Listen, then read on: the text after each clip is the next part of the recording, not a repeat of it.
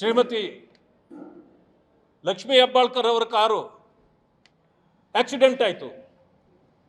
ಜನ ಎಲ್ಲ ಹೇಳ್ತಾರೆ ಆ ಗಾಡಿ ಆಗಿದ ತಕ್ಷಣ ಗಾಜುಗಳೆಲ್ಲ ಒಡೆದೋದ್ವು. ಅದನ್ನು ಬಟ್ಟೆ ಹಾಕಿ ಮುಚ್ಚಲಾಗಿದೆ. ಯಾಕೆ ಮುಚ್ಚಿದ್ರಿ?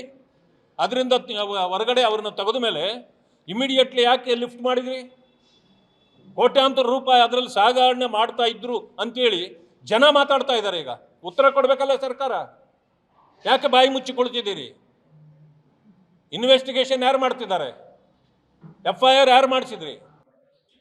ಡ್ರೈವರು ಮೊದಲು ಹೇಳಿದ್ದು ನೀವು ನಾಯಿ ಅಡ್ಡ ಬಂತು, ಎರಡನೇ ಸಾರಿ ಹೇಳಿದ್ರಿ ಯಾವುದೋ ಗಾಡಿ ಹಿಟ್ ಅಂಡ್ ರನ್ ಆಯಿತು, ಮೂರನೇ ಸಾರಿ ಹೇಳಿದ್ರಿ ಡ್ರೈವರ್ಗೆ ನಿದ್ದೆ ಬಂದಿತ್ತು. ನೀವು ಯಾಕೆ ಇದು ಟೂರ್ ಪ್ರೋಗ್ರಾಮ್ ಹಾಕಿ ಹೋಗ್ಲಿಲ್ಲ? ಮಂತ್ರಿ ಅಲ್ವಾ ನೀವು? ಲೆಕ್ಕ ಇದೆಯಲ್ಲ ನಿಮಗೆ? ಪ್ರೈವೇಟ್ ಕಾರಲ್ಲಿ ಹೋದ್ರಿ, ಸರ್ಕಾರಿ ಕಾರ್ ಬಿಟ್ರಿ. ಅಲ್ಲಿಂದ ಏನ್ ಮಾಡಿದ್ರಿ? ಗನ್ ಮೇನೆ ತಗೊಳ್ಳಿಲ್ಲ.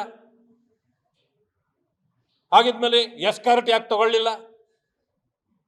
ಜವಾಬ್ದಾರಿ ಜಾಗದಲ್ಲಿರೋರು ಏನಾದರೂ ಮಾಡಿದಾಗ ಅನುಮಾನಗಳ ಹುತ್ತ ಬೆಳೀತಕ್ಕಂಥದ್ದು ಸಹಜ ಇದೆ.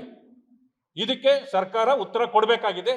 ಕೊಡಲಿಲ್ಲ ಅಂತಂದ್ರೆ ಇದು ಯಾರು ಅನುಮಾನಗಳನ್ನು ಪಡ್ತಾ ಇದ್ದಾರೆ, ಇದು ಸತ್ಯ ಆಗುತ್ತೆ, ಇನ್ವೆಸ್ಟಿಗೇಷನ್ ಆಗಬೇಕು.